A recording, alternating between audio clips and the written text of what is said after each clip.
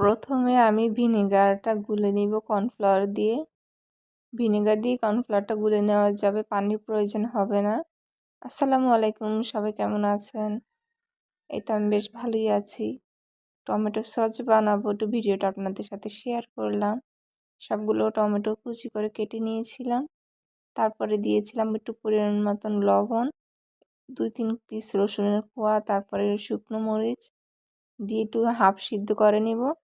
বেশি সিদ্ধ করার প্রয়োজন নেই, যেহেতু ব্লেন্ড করব এটা এমনিতেই ফিনিশ হয়ে যাবে, বেশি সিদ্ধ করার দরকার হবে না। তারপরে এই তো আমি চালনি দিয়ে ভালো করে চেলে নিব। কত লাউন্স বেরিয়েছে দেখুন। এই বিচিগুলো টমেটোর আমি সব উঠিয়ে ফেলবো।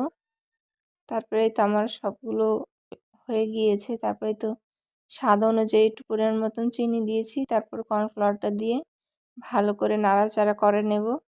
আপনার কাছে যদি কর্নফ্লাওয়ার আর ভিনেগার থাকে তাহলে আপনি খুব সহজেই টমেটো সসটা বানিয়ে ফেলতে পারবেন।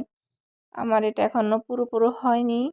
তারপরে এই তো আর একটু ভালো করে হওয়াবো, যেহেতু আর একটু নাড়াচাড়া করে নেব কতক্ষণ।